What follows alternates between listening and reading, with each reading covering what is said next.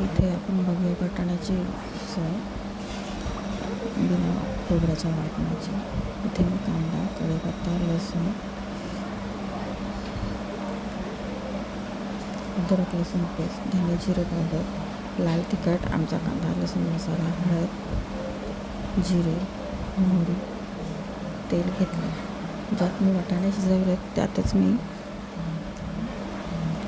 त्याच कुकरमध्ये मी भाजी करणार आहे. त्याच्यामध्ये जिरे, मोहरी टाकून घेऊन जिऱ्याने मोहरी तडतडली मग कढीपत्ता टाकला,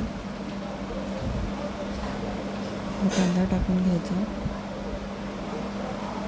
कांदा सगळा गुलाबी होईपर्यंत फ्राय करायचा तेलामध्ये. मी आता कांदा टाकला, त्याच्यामध्ये कांदा चांगला गुलाबी रंग होईपर्यंत फ्राय करायचा. मग अद्रक लसूण पेस्ट टाकायची, टोमॅटो टाकायचा,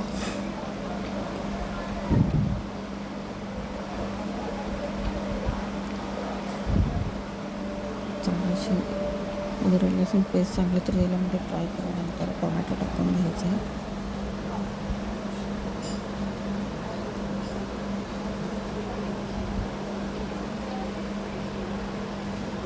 टोमॅटो टाकल्यानंतर आपले मसाले टाकायचे, फ्राय करून घ्यायचे. थोडंसं तेल टाकायचं मसाले फ्राय करताना, मसाले जळत नाहीत, खाली लागत नाहीत, करपट असा भाजीला वास येत नाही. हे सगळं मी फ्राय करून घेणार आहे आणि मग त्याच्यामध्ये वाटाणे टाकून घेणार आहे. हे सगळं अशा पद्धतीने सगळं शिजवून द्यायचं पहिलं तेलामध्ये. टोमॅटो वगैरे जीव सगळं झाला पाहिजे.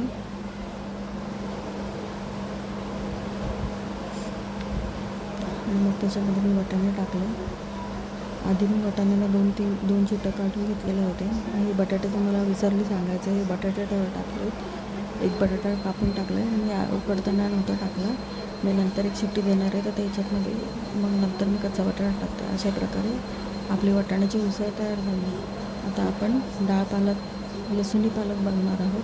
त्यासाठी मी धने पावडर, कांदा लसूण मसाला, मीठ, इथे मी मूग आणि तूर डाळ भिजवून घेतलेली आहे, पालक धुवून घेतलेला आहे. त्याच्यामध्ये मी लसूण टाकलेलं आहे, जिरं टाकले, तरी लसूण टाकलेलं आहे कढईमध्ये. आणि लसूण चांगला फ्राय होऊन द्यायचा आहे. कच्चा राहायला नाही पाहिजे लसूण, कच्च्यापणाचा मग वास येतो त्याला. फ्राय करून घेतल्यानंतर मग मी कांदा टाकून घेतलेला आहे. कांदा टाकल्यामुळे मी सगळे मसाले टाकले आपले आणि मग आपली धुतलेली पालक टाकली आणि चांगली फ्राय करून घेतली. पाणी वगैरे टाकायचं नाही, की ऑलरेडी पालकाला पाणी सुटतं. असं झाकून ठेवायचं आहे विदाऊट पाणी न टाकता, गॅस स्लो करून. आणि मग ते अशी होते. मग त्याच्यामध्ये शिजवलेली आपली डाळ टाकून घेतली. चांगली पालकाला काही जास्त वेळ लागत नाही शिजायला. मग डाळ टाकून घेतली आपली. मिक्स डाळ शिजवून घेतली. तुम्हाला जशी आवडेल तशी डाळ शिजवू शकता तुम्ही. 2-3 प्रकारच्या मिक्स डाळी पण टाकू शकता. जो कोणी पालक खात नाही त्याच्यासाठी हा चांगला पर्याय आहे.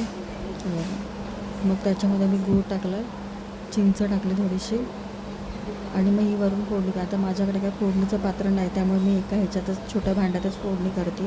त्यामध्ये लसणाचा काप टाकलेत आणि आपल्या सुक्या मिरच्या टाकल्यात आणि त्याला वरून फोडणी दिली आहे. हे बघा, चांगलं खळखळून उकळून घ्यायचं. खूप छान लागते. जे कोणी पालक खात नाही ना, अशा प्रकारे त्याला डाळ पालक करून द्यायचे, खातात. चव चांगली लागली की सगळं खातात. अशा प्रकारे आपली डाळ पालक तयार आहे. खूप छान लागते. मीठ टाकून घ्यायचं चवीनुसार. सगळा स्वयंपाक झालेला आहे. वाटाण्याची उसळ, भाकरी ज्वारीच्या, डाळ पालक आणि भात, असं सगळा स्वयंपाक मी केलेला आहे. व्हिडिओला आवडल्यास लाईक करा, शेअर करा, सबस्क्राईब करा.